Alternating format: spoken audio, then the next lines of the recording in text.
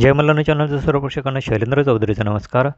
आज राज्याचे सहकार, कृषी, सामाजिक न्याय, अन्न व नागरी पुरवठा तसेच ग्राहक संरक्षण, अल्पसंख्याक विकास व औकाफ मराठी भाषा राज्यमंत्री डॉक्टर विश्वजित कदम यांनी नंदुरबार जिल्ह्याचा दौरा केला आणि यावेळी नंदुरबार जिल्ह्याच्या आगमन झाल्यानंतर त्यांनी प्रथमतः नंदुरबार येथील काँग्रेस कमिटीच्या जिल्हा कार्यालयास या ठिकाणी भेट देत राज्याचे आदिवासी विकास मंत्री तथा नंदुरबार जिल्ह्याचे पालकमंत्री ॲडव्होकेट के.सी. पाडवी यांच्या निवासस्थानी जाऊन नंदुरबार जिल्ह्यातील सर्व कार्यकर्त्यांची, पदाधिकाऱ्यांची या ठिकाणी बैठक घेतली आणि या बैठकीत सर्व कार्यकर्त्यांचा समवेत या ठिकाणी आपले मनोगत व्यक्त केले आणि काँग्रेस कमिटीला आणि नंदुरबार जिल्ह्यातील काँग्रेसविषयी या ठिकाणी अत्यंत उत्तम प्रतिसाद मिळाला आहे आणि नंदुरबार जिल्ह्यात काँग्रेस अत्यंत भक्कम असून भाजपला हद्दपार करायच्या बाबतीत कार्यकर्त्यांना यावेळी आवाहन केलं। नंदुरबार जिल्ह्यात भाजपला कोणत्याही ठिकाणी स्थान देता कामा नये। भविष्यात उरलेली भाजप आपण या ठिकाणाहून घालवायची आहे। राज्यात ज्याप्रमाणे महाविकास आघाडीची सत्ता बसली आहे त्याचप्रमाणे जिल्ह्यात देखील महाविकास आघाडीचेच सर्व पॅनल्स या ठिकाणी निवडून आणायचे असल्याचं डॉक्टर विश्वजित कदम यांनी सांगितलं। यावेळी राज्याचे माजी आदिवासी विकास मंत्री ॲडव्होकेट पद्माकर वळवी, माजी विधान परिषदेचे आमदार चंद्रकांत रघुवंशी, नवापूर मतदारसंघाचे आमदार शिरीष नाईक, नंदुरबार जिल्हा परिषदेच्या अध्यक्षा ॲडव्होकेट सीमा वळवी तसेच नंदुरबार जिल्हा परिषद सदस्य, पंचायत समिती सदस्य, ग्रामपंचायत सदस्य, सरपंच तसेच जिल्ह्यातील सर्व काँग्रेस कमिटीचे सदस्य यावेळी उपस्थित होते। शैलेंद्र चौधरी, जय मल्हार। महाराष्ट्र राज्याचे राज्यमंत्री आदरणीय डॉक्टर विश्वनाथ कदमजी आज नंदुरबारच्या जिल्ह्यावर आल्यानंतर सर्वप्रथम त्यांनी काँग्रेस कार्यालयाला भेट द्यावी अशा पद्धतीने तो कार्यक्रम आयोजित केलेला आणि तो आमच्या सगळ्यांच्या दृष्टीने तो सन्मानाचा विषय आणि पक्षाच्या कार्यकर्त्यांना आणि नंतर दुसऱ्या कार्यक्रमामध्ये जातात ते आम्हाला फार अभिमानाची बाब आहे। तर या कार्यक्रमासाठी म्हणून आज साहेबांनी भेटायचं, सहकार असेल, कृषी असेल, सामान्य नागरिक आहे त्याच्यासाठी नागरिक पुरवठा असेल, अशी सगळे महत्त्वाची खाती त्यांच्याकडे आहेत आणि त्या दृष्टिकोनातून अत्यंत महत्त्वाचं राज्यमंत्रीपद साहेबांकडे आहे। आज साहेब या ठिकाणी आले, उपस्थित आहे, पंचायत समितीचे सभापती उपस्थित आहेत, जिल्हा परिषद सदस्य आणि ज्येष्ठ कार्यकर्त्यांना आपल्याला या ठिकाणी आपण त्यांना होणार आहे। त्या दृष्टिकोनातून नंदुरबार जिल्हा काँग्रेस पक्षाच्या वतीने आणि काँग्रेस पक्षाच्या सर्व कार्यकर्त्यांच्या वतीने आढावा बैठकीमध्ये काही मुद्दे जे घ्यायचे आहेत त्या संदर्भामध्ये फक्त मी मांडणी करणार आहे। दुसरी जी चर्चा आहे ती त्या ठिकाणी होईल। शेतकऱ्यांचा सगळ्यात मोठा प्रश्न मंजूर कर्ज मर्यादेप्रमाणे दुसरी महत्त्वाची बाब अशी आहे की राष्ट्रीयकृत बँकांकडे शेतकऱ्यांनी जे प्रस्ताव पाठवले ते प्रस्ताव शाखा लेवलला मंजूर होत नाही तर ते डिव्हिजन लेवलला म्हणजे धुळ्याला किंवा औरंगाबादला पाठवले जातात। त्यामुळे आता खरीपाचा सीझन संपून देखील खूप जे मोठमोठाले शेतकरी आहेत जे राष्ट्रीयकृत बँकांकडे आहे त्यांची कर्ज प्रकरणे मंजूर झालेली नाही। आता निदान रब्बी पिकाच्या आधी तरी ती मंजूर व्हायला पाहिजे। तिसरी महत्त्वाची बाब आहे शासनाने कर्जमाफी मंजूर केली आणि त्या याद्या पण आल्या, परंतु अजूनही बँकांमध्ये संभ्रम आहे की कर्जमाफी दिलेल्यांना पुन्हा कर्ज द्यायचं की नाही द्यायचं आणि द्यायचं तर ते त्याला आता आनाकानी करता आहे। म्हणून आम्ही कलेक्टर साहेबांना पण निवेदन दिलेलं आहे की आपली जी लीड बँकांची बैठक होते त्या बैठकीमध्ये ज्या बँकांचे प्रतिनिधी येतात त्यांच्याकडनं आपण किती प्रकरणं आपल्याकडे प्राप्त झाले, किती प्रकरणं मंजूर केले, कितीमध्ये प्रत्यक्ष वाटप केलं याची माहिती आपण द्यावी अशी आम्ही त्यांना विनंती केलेली आहे। दुसरा एक महत्त्वाचा चौथा प्रश्न आहे की या जिल्ह्यामधून स्थलांतर गुजरातमध्ये आणि महाराष्ट्राच्या इतर जिल्ह्यांमध्ये आहे। ज्यावेळेस लॉकडाऊन चालू झालं आणि नंतर जे मजूर यायला लागले त्यांची नोंद आहे, परंतु अजूनही जे मजूर बाहेर जातात त्यांच्या नोंदी जिल्ह्यामध्ये होत नाही। आमची विनंती आहे की जिल्ह्यातून बाहेर जाणं, कारण मागे मराठवाड्यामध्ये ऊसतोडीसाठी म्हणून ज्या कोयतेवाले गेले होते त्यांना मजुरी तर मिळालीच नाही, परंतु त्यांना तिथं तर अशी परिस्थिती मजुरांच्या संदर्भामधली आहे. शासन स्तरावर हा निर्णय व्हावा की कायमस्वरूपी कामगार कल्याण अधिकारी जो आहे तो आणि जिल्हाधिकारी यांनी अशा मजुरांची नोंद ठेवा आणि ती जर माहिती गोळा करायची असेल तर तलाठी, सरपंच, ग्रामसेवक यांच्यावरती जबाबदारी ग्रामीण पातळीवर ठेवावी. कारण गावामधून कोण कोणत्या गावाला जातो, कारण नेहमीचा हा पायंडा आहे की आमच्याकडे जसं मडीला बारडोलीला जातात ऊसतोडीवाले, तर त्यांना ते कायमचे मजूर जातात, पण ते असुरक्षित आहे. तर तो एक प्रश्न महत्वाचा आहे. इतर पक्षाच्या बांधणीच्या दृष्टिकोनातून मध्यंतरी जिल्हाध्यक्ष काँग्रेस, तरी देखील त्याही परिस्थितीमध्ये आपण जिल्हा परिषदेला काँग्रेस पक्षाचा अध्यक्ष अशा पद्धतीने आपण, तर अशा परिस्थितीमध्ये देखील म्हणजे चंद्रकांतजी रघुवंशी गेले म्हणून काँग्रेस पक्ष ओस पडेल असलं काय झालं नाही. कारण काँग्रेस पक्षाचे नेते, कार्यकर्ते आणि काँग्रेस पक्षावर विश्वास ठेवणाऱ्या लोकांचा समुदाय नंदुरबार जिल्ह्यामध्ये आपल्याला माहीत आहे की आधीपासून आम्ही काँग्रेस प्रेमीच आहोत. त्यामुळे या जिल्ह्यामध्ये येणाऱ्या निवडणुकांमध्ये असा प्रयत्न राहणार आहे. आदरणीय के.सी. पाटील साहेब यांच्या नेतृत्वाखाली आणि आपल्या सर्वांच्या नेतृत्वाखाली या जिल्ह्यामध्ये जे काही निर्णय होतात ते आमदार शिरीष कुमार नाईक असतील ते बरोबर असतात, मंत्री महोदयांच्या सीमाताई असतात, पद्माकर दादा वळवी असतात, पक्षामधले जे ज्येष्ठ आणि नेते आहेत, सभापती महोदय आहेत, सगळ्यांना विश्वासामध्ये घेऊन आम्ही काम करत असतो. त्यामुळे भविष्यामध्ये येणाऱ्या निवडणुका ज्या आहेत, सर्वप्रथम आम्हाला ग्रामपंचायतींच्या निवडणुकांना सामोरं जावं लागणार, त्यानंतर नगरपालिकांच्या निवडणुकांना सामोरं जावं लागणार आणि त्यानंतर जर काही पोटनिवडणुका वगैरे लागल्या तर तो अलगचा लागला. तर अशा पद्धतीने हे साधारणपणे आमचे प्रश्न आहे. सहकाराच्या दृष्टिकोनातून आता मंत्री महोदय आल्यामुळे आदिवासी विकास महामंडळ पुन्हा सक्षम करणं गरजेचं आहे आणि ज्या लॅम्प्स होत्या आदिवासी सहकारी संस्था, त्या लॅम्प्सना पण आपल्याला सुदृढ करणं गरजेचं आहे. त्या दृष्टिकोनातून काही पावलं शासनाकडनं उचलले जावेत अशी विनंती आहे. सहकार खात्याचे राज्यमंत्री म्हणून आपण या प्रश्नांकडे लक्ष द्यावं, विशेषतः कर्जांच्या बाबतीमध्ये आणि कृषीच्या. विशेषतः आज आपल्याला नंदुरबार जिल्ह्यामध्ये आदरणीय नाईक साहेब असतील, जे आपल्याला बाकी सोडून गेले, त्यांचे काही नाव घेत नाही, परंतु त्या नेत्यांनी काँग्रेस जिवंत ठेवली. फार वर्ष त्यांनी काँग्रेस पक्षाचा सत्तेचा उपयोग घेतला, परंतु गेले. परंतु असं वाटायचं की विधानसभेचे निवडणुका लागले आणि नंदुरबार जिल्ह्यामध्ये काँग्रेस संपली. परंतु दोघं कार्याध्यक्ष वळवी साहेब आहे आणि आपले ज्येष्ठ नेते काँग्रेस पक्षाचे आदरणीय के.सी. पाटील साहेब आणि आदरणीय नाईक साहेबांनी ठरवले की आपल्याला काँग्रेसमध्येच राहायचं आहे आणि काँग्रेस पक्ष हे करायचं आहे. विधानसभेमध्ये 2 जागा आल्या. एक आदरणीय वळवी साहेबांची जागा जेमतेम म्हणजे 7-8 हजारने, म्हणजे ते पण निवडण्यासारखेच होते, परंतु ऐन वेळेस पक्षामध्ये किंवा इतर याच्यामध्ये हे झालं आणि त्यांची जागा गेली.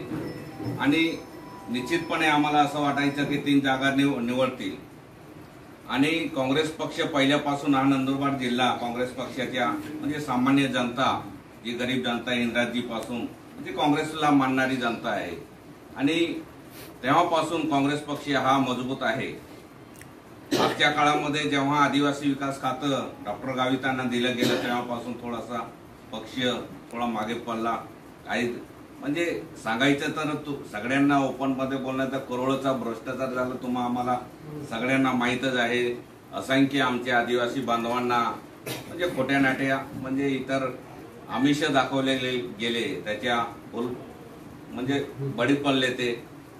आणि त्याच्यापासून असं वाटायचं की काँग्रेस पक्ष नंदुरबार जिल्ह्यामधून हद्दपार झाला, परंतु सर्व सामान्य जनता, आई भगिनी इंदिराजींना मानणारी जनता आहे.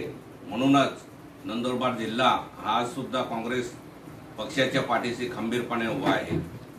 सुरुवातीला जिल्हा परिषदेच्या निवडणुका लागल्या तेव्हा सुद्धा अशा म्हणजे चर्चा चालू झाल्या होत्या की जिल्हा परिषदमध्ये भाजपचाच बसेल, परंतु सर्वांच्या सहकार्याने सगळ्यांनी एकजुटीने आणि विशेषतः आमच्या नंदुरबार जिल्ह्यामध्ये एक अभिमानाचं आणि एक गर्वाने सांगावं असं वाटतं की आमच्या नंदुरबार जिल्ह्यामध्ये गडतट काँग्रेसमध्ये नाही आहे. मागे सुद्धा नाईक साहेबांच्या नेतृत्वाखाली काम करायचे. आज आदरणीय के.सी. पाडवी साहेबांच्या नेतृत्वाखाली आम्ही सर्वच एकजुटीने काम करतो आहे. साहेब, तुम्ही फक्त आम्हाला एक मार्गदर्शन आणि आपलं प्रेम असू द्या. निश्चितच हा काँग्रेस म्हणजे नंदुरबार जिल्हा परत एकदा काँग्रेस म्हणजे आहेच काँग्रेसच्या पाठीमागे. परंतु येणाऱ्या कोणत्याही निवडणुका असतील, आता आपल्याला परत लोकसभा आपण म्हणतो टॉप 10 आपल्या इथे 9 वेळा आपण काँग्रेस पक्षाला खासदारमधून निवडून दिलं. मागे दोन वेळा आपण पराभूत झालो. परंतु निश्चितपणे येणाऱ्या आपण सगळं असं एकजुटीने काम केलं तर येणाऱ्या लोकसभेमध्ये सुद्धा निश्चितच लोकसभेचा उमेदवार हा आपल्या मतदारसंघातून नंदुरबार मतदारसंघातून निवडून येणार एवढी आम्ही सगळ्यांच्या वतीने हा नंदुरबार जिल्हा काँग्रेस पक्षाच्या पाठीशी आणि एक विशेषतः एक मनापासून आनंद वाटतो की कदम साहेब जसं प्रेम करत होते तसं आपण आज सुद्धा आलात. कारण के.सी. पाडवी साहेबांनंतर काँग्रेस पक्षाचे आपण 12 मंत्री आहेत. त्याच्यातले सर्वप्रथम तुम्ही आमच्या नंदुरबार जिल्ह्यामध्ये आला. हे कोरोना काळामुळे आम्ही नंतर एखादा मेळावा घेऊ साहेब, तर हजारो संख्येने आम्ही एक मोठा मेळावा आयोजित करू. त्याचे सुद्धा आपण निश्चितच यावं. आज खरं जिल्हा काँग्रेस कमिटीच्या कार्यकर्त्यांशी हा संवाद साधत असताना एका वेगळ्या पार्श्वभूमीवर आज खरं तर नंदुरबार जिल्ह्याला मी येत आहे. गेल्या 8-9 महिन्यापासून संपूर्ण जगाला, आपल्या भारत देशाला आणि महाराष्ट्रातील जनसामान्यांना या करोना व्हायरसनी काय करोनाचा हा प्रादुर्भाव हा जगभर निर्माण झालेला आहे. आपण ह्यांनी सगळेच त्रासवलेलो आहोत आणि या करोना व्हायरसमुळे आता आपल्या सर्व लोकांचं दैनंदिन जे काही जीवनमान आहे त्याच्यामध्ये फार मोठ्या प्रमाणात आता बदल झालेले आहे. परिस्थितीनुसार आपल्याला थोडंसं बदलावं लागेल. गेल्या लोकसभेत विधानसभेत काय बदललेलं आहे आणि आपल्या देशातले म्हणा महाराष्ट्रातले सर्वसामान्य लोक या बदलत्या जीवनमानामुळे करोनाच्या प्रादुर्भावामुळे आपण सगळेच मंडळी तशी त्रासवलेला आहोत. गेल्या 6-7 महिन्यापासून शहरांमध्ये असताना व्हायरस हा हळूहळू दुर्दैवाने आपल्या ग्रामीण भागात पसरू लागला आणि ग्रामीण भागातल्या महाराष्ट्राच्या जिल्ह्यापासून आता तालुक्यापासून ते लहान खेडोपाड्यापर्यंत सुद्धा हा व्हायरस आता दुर्दैवानेपर्यंत पोहोचलेला आहे. या व्हायरसमुळे सगळीच व्यवस्था बदलली. शासकीय, शासकीय, खासगी जे काही कामकाज असेल ते कुठं ठप्प लागलं. गेल्या 2 महिन्यापासून जसं लॉकडाऊन उठलं ते लॉकडाऊन उठल्यानंतर हळूहळू हे सगळं कामकाजही आता हळूहळू सुरू झालं. अशा सगळ्या परिस्थितीत एकीकडे काँग्रेस पक्षाचं आपले कामकाज जे काही राजकीय व्यासपीठांवरचं इथं फार मोठं आव्हान महाराष्ट्रातल्या आणि काँग्रेस पक्षाला मानणारे जे काही महाराष्ट्रातील सर्व सामान्य कार्यकर्ते, तळागाळातील जे कार्यकर्ते, अशा कार्यकर्त्यांचं प्रथमतः मला मनापासून कौतुक करावं लागेल. त्या कार्यकर्त्यांच्या जीवावर आणि बळावर महाराष्ट्रामध्ये या ठिकाणी आपण 44चा आकडा विधानसभेच्या या विधानसभेमध्ये काँग्रेसच्या आमदारांचा गाठू शकतो. थोडी आणखी ताकद, थोडीशी, आम्ही दिल्लीत ही नेहमीच या भावना आमच्या व्यक्त करत असतो, थोडी आणखी ताकद मिळाली असती तर 44चं कदाचित 60 सुद्धा आपल्याला दिसायला मिळालं नसतं. या सगळ्या विधानसभेच्या निवडणुकीच्या निकालानंतर थोडंसं आश्चर्य घडू लागलं महाराष्ट्रात. जुने जे काही गेल्या 5 वर्षातले सत्ताधारी 2 पक्ष होते त्यांच्यात काहीतरी विचारांची फरकत झाली आणि कुणाला असं वाटलंही नव्हतं. असं घडलं की 3 पक्ष, काँग्रेस, राष्ट्रवादी, शिवसेना, या तिन्ही पक्षांचं एक महाविकास आघाडीचं सरकार नोव्हेंबर-डिसेंबर महिन्यात या ठिकाणी महाराष्ट्रात स्थापन झालं. या सगळ्या गोष्टीला आपण साक्षीदार आहोत. 2 समविचारी पक्ष, ते काँग्रेस असतील, राष्ट्रवादी असतील, पूर्वीचे कारण ते लोकशाही आघाडीचे जे 1999 ते 2014चा जो कालावधी होता त्यातले प्रमुख घटक पक्ष होते आणि एक नव्याने पक्ष, या पक्षावर आपल्याला या ठिकाणी आज या सरकारमध्ये सहभागी व्हावं लागलं आणि आज हे तिन्ही पक्ष आज या सरकारमध्ये काम करतात. मला मनापासून कौतुकाने आणि अभिमानाने सांगायचे की आपलं हे लोकांचं सरकार, तिन्ही पक्षांचं सरकारच्या राज्यात सत्तेवर आलं तर पहिला ऐतिहासिक निर्णय डिसेंबर महिन्यात आपल्या महाविकास आघाडीच्या सरकारने घेतला आणि तो आदरणीय श्रीमती सोनियाजी गांधींच्या विचारातनं झाला की महाराष्ट्रातल्या त्रासवलेल्या सर्वसामान्य शेतकऱ्यांना पहिली कर्जमुक्ती कर्जमाफी झाली पाहिजे आणि आपण या ठिकाणी डिसेंबर महिन्यामध्ये कर्जमाफीची या ठिकाणी घोषणा केली आणि गेल्या 4-5 महिन्याच्या आधी कालावधीपासून त्याची अंमलबजावणी सुद्धा महाराष्ट्रभर अत्यंत चांगल्या पद्धतीने या ठिकाणी चालली आहे। शिवभोजन माझ्या अन्न व नागरी पुरवठ्याच्या योजनेअंतर्गत येणारा प्रकल्प आहे, त्याची आम्ही सुरुवात केली। या ठिकाणी फेब्रुवारीमध्ये अधिवेशन होतं आणि मार्चमध्ये या ठिकाणी आपल्याला हे संपूर्ण देशभर महाराष्ट्रात लॉकडाऊन करावं लागलं। गेल्या 5-6 महिन्यामध्ये सुद्धा सरकारचं कामकाज हे या ठिकाणी संपूर्ण फोकस हा आरोग्य विभागाकडे लागू लागला। आरोग्य विभाग असेल, जे काय आपले इन्फ्रास्ट्रक्चर सिव्हिल हॉस्पिटलचा असेल, ग्रामीण रुग्णालयाचा असेल, ते अधिक सुसज्ज करण्याच्या दृष्टीने आपण काही पावलं उचलली गेली। आपलं महाराष्ट्रातलं बजेट हे बऱ्यापैकी तिकडं आपण या ठिकाणी वळवलं, जेणेकरून या करोनाच्या प्रादुर्भावामध्ये आपल्या महाराष्ट्रातल्या सर्वसामान्य लोकांना जास्तीत जास्त चांगल्या पद्धतीने योग्य वेळेत चांगली या ठिकाणी आरोग्य उपचाराची सेवा मिळेल या दृष्टीने हा सगळा फोकस करण्यात आला। सुदैवाने मला असं सांगण्यात आलं, अजून नंदुरबार जिल्ह्यात म्हणावा तसा शिरकाव इतर जिल्ह्यांच्या तुलनेत अजून सुदैवाने झालेला आहे, होऊ सुद्धा नये अशी मी परमेश्वराला या ठिकाणी प्रार्थना करतो। परंतु या सगळ्या परिस्थितीमध्ये आज आपल्याला ह्या ठिकाणी या जिल्ह्यामध्ये एका वेगळ्या भावनेने काँग्रेस असेल, निश्चितपणे राष्ट्रवादी असतील, शिवसेनेचे आपले सहकारी असतील, राज्यात आपण एकत्र आहोत, जिल्ह्यात सुद्धा आज या करोनाला लढा देत असताना आणि भाजपच्या प्रवृत्तीला लढा देत असताना निश्चितपणे आपल्याला एकत्रित येणं या ठिकाणी काळाची गरज आहे। आज या ठिकाणी आज वळवी साहेब आहेत, पूर्वी मंत्रिमंडळात होते। वळवी साहेबांना आठवत असेल की मी युथ काँग्रेसचा अध्यक्ष होतो आणि ते या ठिकाणी महाराष्ट्राचे कॅबिनेट मंत्री होते आणि मी नेहमी त्यांच्याकडे जायचो। युथ काँग्रेसच्या कार्यकर्त्यांच्या किंवा तरुणांच्या ज्या काय भावना होत्या त्या आम्ही त्यांच्याकडे मांडायचो आणि एक चांगला आधार त्यांच्या माध्यमातून सुद्धा मला या ठिकाणी मिळाला। नंदुरबार जिल्हा म्हणलं तर फक्त महाराष्ट्रात नव्हे तर हिंदुस्थानात त्याची चर्चा वेगळ्या भावनेने होते की हा काँग्रेसचा बालेकिल्ला आहे। मला वाटतं फक्त काँग्रेसच नाही तर गांधी घराण्याच्या मनात सुद्धा नंदुरबार जिल्ह्याच्या बाबतीमध्ये वेगळी आस्थेची भावना सातत्याने राहिली। आपल्याला आठवत असेल की नंदुरबार जिल्ह्यातनंच या ठिकाणी आधार कार्डची सुरुवात या ठिकाणी नंदुरबार जिल्ह्यातनं सोनियाजीच्या हस्ते या ठिकाणी झाली गेली होती। अनेक महत्वाचे राष्ट्रीय प्रकल्प महाराष्ट्राचे प्रकल्प असतील, त्या सगळ्या प्रकल्पांची सुरुवात ही नंदुरबार जिल्ह्यातनं झाली, काँग्रेसच्या मांडणाऱ्या लोकांच्या साक्षीने या ठिकाणी झाली। त्याला सगळे आपण या ठिकाणी नेहमीच साक्षीदार राहिलेले आहोत। आदरणीय शिरीष दादांनी या ठिकाणी आपल्या जिल्ह्याचे ज्येष्ठ नेते स्वरूपसिंग नाईक साहेबांचा उल्लेख केला। निश्चितपणे गेले 25-30 वर्षापासून अधिक काळ त्यांनी या जिल्ह्यामध्ये काँग्रेसचा विचार हा मुळापर्यंत नेण्याचा एक खूप चांगला प्रयत्न केला।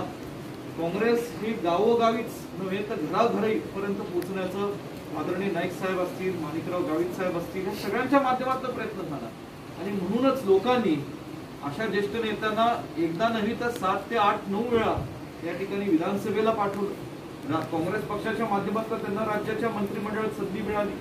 माणिकराव दादांसारखे जवळ 7-8 वेळा या ठिकाणी खासदार होऊन गेले आणि आज सुद्धा आपण पाहतोय की जिल्ह्यातले 2 चांगले या ठिकाणी आमदार आपण निवडून दिले आणि त्यात केसी पाडवी साहेबांसारखे ज्यांनी 25-30 वर्ष आमदारकी भूषवली त्या ठिकाणी त्यांना सुद्धा आज मंत्रिपदाची संधी काँग्रेस पक्षाच्या विचारातनं त्या 12 लोकांमध्ये या ठिकाणी मिळाली आणि म्हणून काँग्रेसचा नंदुरबारवर एक विशेष प्रेम राहिलेला आहे आणि आज मी या ठिकाणी आलो हे मी माझं भाग्य समजतो। जो जो नंदुरबारला येतो त्याचं फ्युचर ब्राईट होतं असं मी पाहिलं। म्हणून मला आठवतं जेव्हा मी युथ काँग्रेसचा अध्यक्ष बनलो होतो भैया त्यावेळेस तुम्ही आमच्या सोबत होता, आधी आहात आमच्या आणि त्यावेळेस मी इथं आलो होतो आणि त्यावेळेस मी आदरणीय नाईक साहेबांकडे पहिलं गेलो, वळवी साहेबांना भेटलो, नाईक साहेबांचे आशीर्वाद घेतले, वळवी साहेबांची भेट झाली, चंदूबाईंची भेट झाली आणि महाराष्ट्राच्या युथ काँग्रेसचा एकदा नाही 2दा अध्यक्ष झालो। त्यावेळेस मी नंदुरबारला अनेकदा येऊन गेलो। या ठिकाणी मला वाटतं जिल्हा परिषदची निवडणुका होत्या आणि नवापूरला भैया आपण गेलो होतो गाडीतनं, नवापूरच्या त्या सुरतच्या टोकापर्यंत तिकडनं पुन्हा आलो। अशा जिल्हा परिषदलाही गेल्या वेळी शिरीष दादा मला आपल्या सगळ्या प्रचारामध्ये सहभागी होण्याची संधी मिळाली। मला एकच सांगायचं आहे की या ठिकाणी काँग्रेस पक्षाने मला राज्यामध्ये मंत्री बनवलेला आणि आपण सांगितल्याप्रमाणे कृषी, सहकार, अन्न व नागरी पुरवठा, सामाजिक न्याय, मायनॉरिटी असेल ही महत्वपूर्ण खात्यांची जबाबदारी काँग्रेस पक्षाने विश्वासाने मला दिलेली आहे. माझ्यासारख्या एका तरुण कार्यकर्त्याला ही संधी मिळते यातच माझं भाग्य आहे. युथ काँग्रेसचा अनुभव आणि आपल्या जे काही मला माझ्या सांगली जिल्ह्यातला किंवा राजकारणातला जो काही अनुभव असेल त्या अनुभवाच्या माध्यमातून नंदुरबार जिल्ह्याच्या कार्यकर्त्यांवर निश्चित माझं कायमचं लक्ष राहील हे निश्चितपणे आपल्याला सांगू इच्छितो. आदरणीय नाईक साहेबांनी आमच्या वडिलांचे काय संबंध होते श्रीदादांनी उल्लेख केलाच. त्याच पद्धतीने आपलेही संबंध राहतील हाही विश्वास आपल्याला येतो. माझ्या खात्यांचे अधिकारी या ठिकाणी आहेत की जिल्हा काँग्रेस कमिटीची बैठक या ठिकाणी संपली की आज कलेक्टर ऑफिसमध्ये मला सगळ्या खात्यांचा कामकाजाचा एकंदरीत मी आढावा घेणार आहे.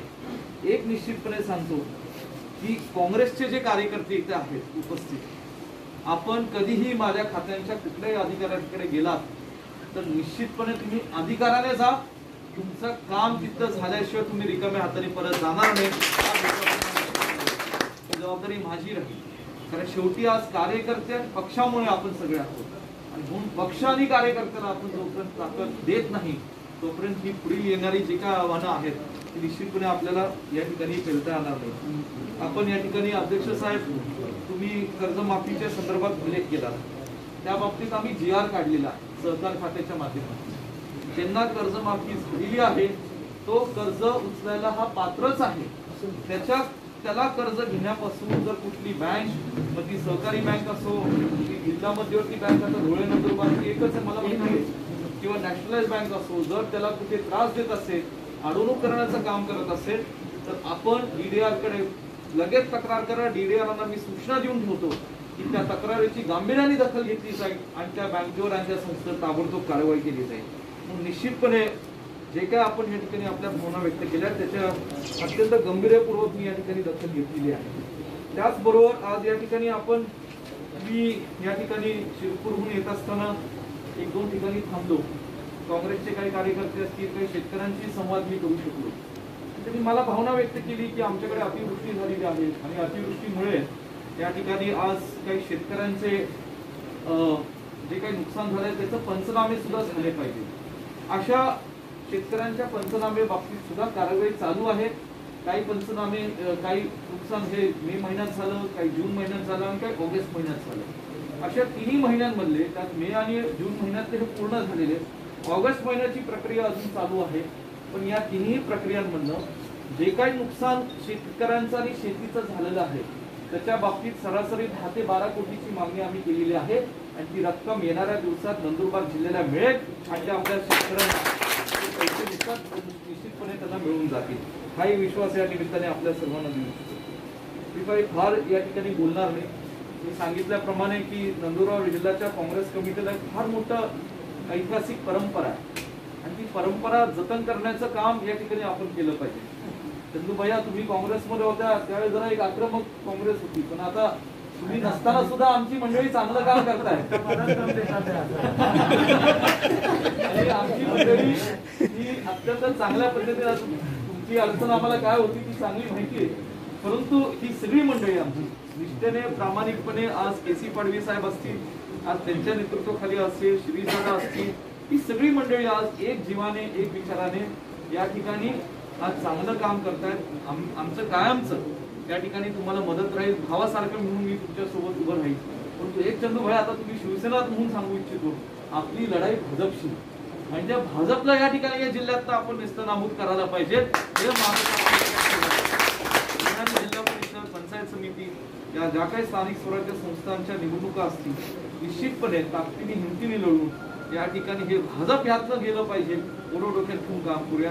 पुन्हा एकदा काँग्रेस कमिटीच्या माध्यमातून आपण सगळेजण या ठिकाणी आलात, स्वागत केलं त्याबद्दल आपल्या सगळ्यांचं आभार मानतो. जाता जाता एक विनंती करतो, करोनाला लाईटली घेऊ नका. मला सुद्धा करोना 24 दिवसापूर्वी झाला होता. 24 दिवस पूर्ण झाले म्हणून मी 25व्या दिवशी बाहेर पडलो. कुणी मला घाबरू नका, काळजी तसं सेफ आहे. एवढंच सांगू इच्छितो. या अनुभवातनं मीही गेलो आणि बरेच लोक आपल्यातले दुर्दैवाने त्यातनं त्या अनुभवातनं जात आहेत. मास्क घालणे, आपल्या स्वतःची आपल्या कुटुंबाची जबाबदारी आपण सुरक्षितेची पार पाडली पाहिजे. म्हणजे कुणी लाईटली घेऊ नका. आपल्या तालुक्यात नाही, आपल्या गावात नाही, आपल्याला काय होतंय, खेड्यात होत नाही, उन्हामुळे होत नाही, काही उठतं ग्रामीण भागामध्ये असतं सगळं काही न समजता आपण जेवढी जास्ती काळजी घेऊ तेवढंच आपण आणि आपलं कुटुंब सेफ राहू. म्हणून आपण स्वतःची काळजी घ्या. एवढा एक जाता जाता आपल्या सर्वांना नम्र विनंती करतो.